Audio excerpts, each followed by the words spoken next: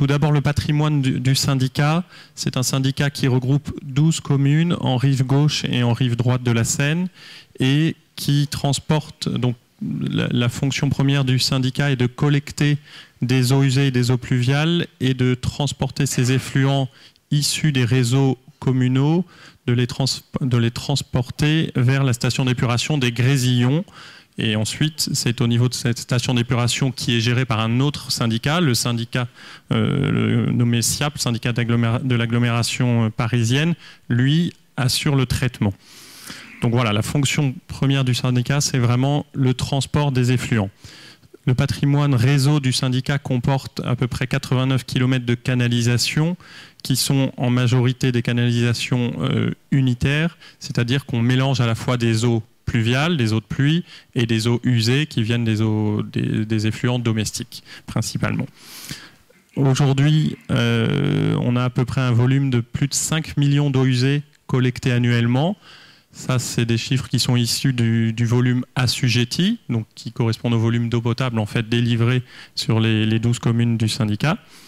L'Europe a légiféré dans le domaine de la gestion des eaux usées et des eaux pluviales avec une directive sur les eaux résiduaires urbaines au début des années 90 et une directive au début des années 2000 qui se sont traduites en droit français avec la LEMA, la loi sur l'eau et les milieux aquatiques, en 2006 avec un arrêté qui a suivi en 2007.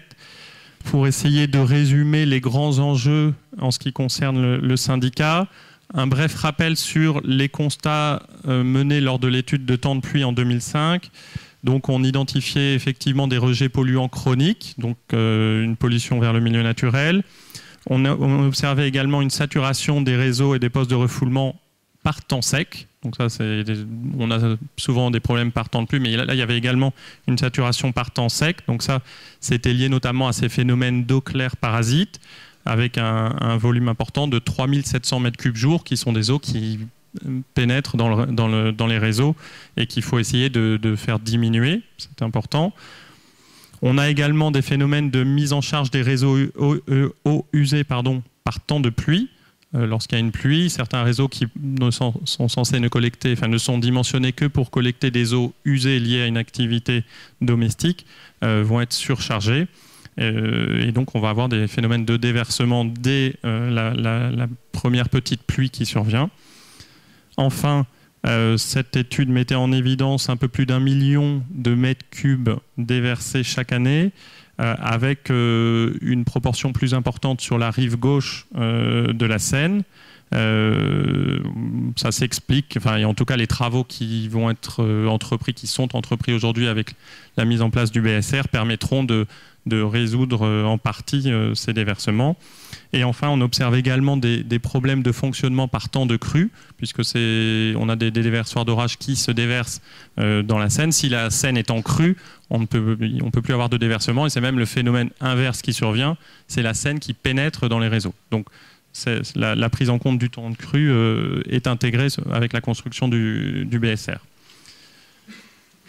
Enfin, pour finir, et là je vais aller très vite parce que M. Silam va détailler ce programme de manière plus détaillée, mais donc il y a un important programme de travaux qui est engagé dans le cadre d'un contrat de bassin, avec notamment le passage du mode de collecte unitaire à un mode séparatif, une certaine restructuration de la capacité de transfert des réseaux unitaires.